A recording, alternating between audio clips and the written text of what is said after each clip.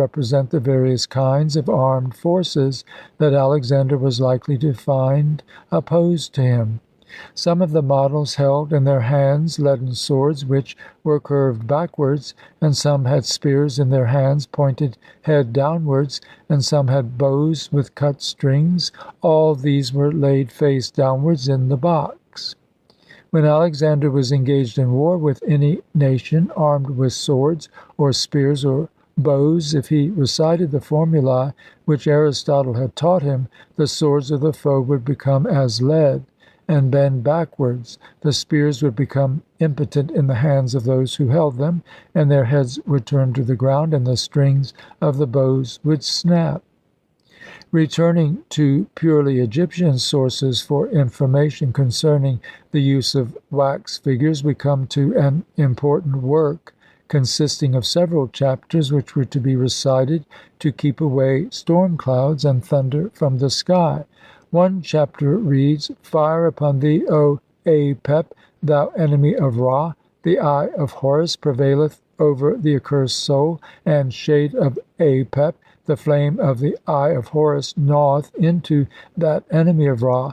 The flame of the eye of Horus eateth into all the enemies of Pa'ah in death and in life."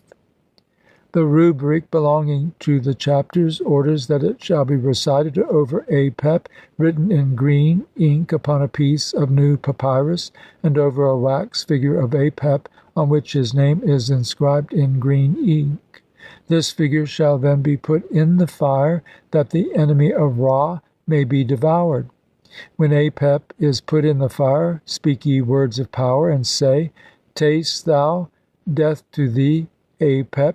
Get thee back, retreat, thou enemy of Ra! Fall down, wriggle away, depart, retreat!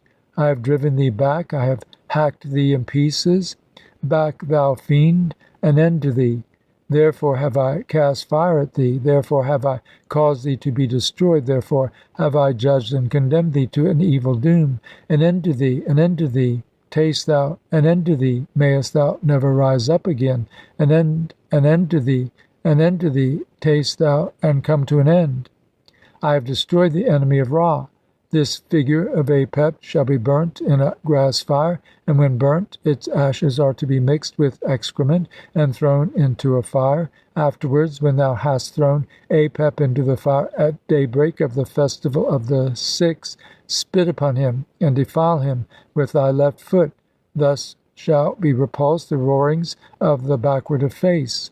Thou shalt do the like of this at daybreak on the festival of the 15th day, for by means of it Apep shall be repulsed and slain before the Sektet boat. Thou shalt do the like of this when tempests rage in the eastern parts of the sky, when Ra sets in the land of life, to prevent the arrival of red threatening clouds in the eastern quarter of the sky. Thou shalt do the like of this many times as a preventive against the shower. The sun's disk shall shine, and Apep shall be overthrown in very truth. Elsewhere we are told that if it be wished to destroy the fiends which accompany Apep, we must write the names of their fathers and mothers and offspring with green paint upon new papyrus, and also inscribe their names upon wax figures of them which shall be tied round with dark hair. These figures shall be spit upon, and shall be spurned with the left foot and stabbed with a stone knife.